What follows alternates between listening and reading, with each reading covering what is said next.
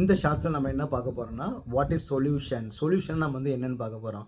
அந்த first chapter நேமே நமக்கு வந்து சொல்யூஷன் தான். அப்போ சொல்யூஷனை என்னென்னு பார்க்க போகிறோம். உங்கள் டெக்ஸ்ட் புக்கில் கொடுத்துருக்க டெஃபினிஷன் என்ன அப்படின்னு வந்து பார்த்தீங்கன்னா, homogeneous mixture of 2 or more than 2 component is called the solution வந்து கொடுத்துருப்பாங்க. ஓகேவா? அப்போ என்ன கொடுத்துருக்காங்க பார்த்தீங்கன்னா ஹோமோஜினியஸ் மிக்சர். அப்போ what is the homogeneous mixture? Homogeneous மிக்சர்ன்றது என்ன அப்படின்னு வந்து பார்த்தீங்கன்னா, அந்த சொல்யூஷன் ஃபுல்லாகவே கான்சன்ட்ரேஷன் வந்து யூனிஃபார்மாக வந்து இருக்கணும். ஒரு பெஸ்ட் எக்ஸாம்பிளோட நம்ம சொல்லணும்னு பார்த்தீங்கன்னா, இப்போ ஃபார் எக்ஸாம்பிள் ஒரு 100 ml வாட்டர் வந்து எடுத்துக்கிட்டீங்க. அந்த 100 ml வாட்டரில் நீங்கள் என்ன பண்ணுறீங்க, குளுக்கோஸ் வந்து உள்ளே ஆட் பண்ணிடுறீங்க. சம் அமௌண்ட் ஆஃப் குளுக்கோஸ் வந்து உள்ளே ஆட் பண்ணுறீங்க. அப்போ அந்த குளுக்கோஸை டேஸ்ட் பண்ணும்போது மேலேருந்து ஒரு ட்ராப் எடுத்து நீங்கள் வந்து டெஸ்ட் பண்ணி பார்க்குறீங்க. அப்புறம் என்ன பண்ணலாம், ஸ்டா போட்டு உள்ளே போட்டு அடியில் இருக்கக்கூடிய அடியில் இருக்கக்கூடியதை நம்ம டெஸ்ட் பண்ணி பார்க்குறோம்.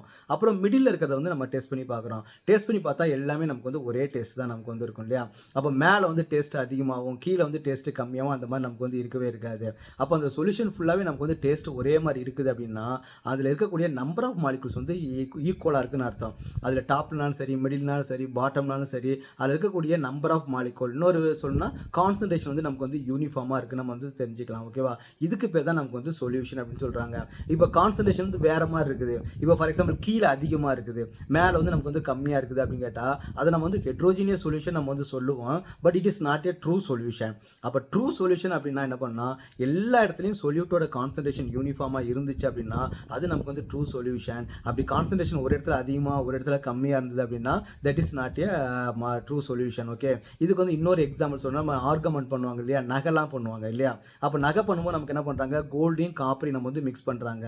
அப்போ என்ன பண்ணால் காப்பரோட கான்சன்ட்ரேஷன் யூனிஃபார்மாக இருக்கும்.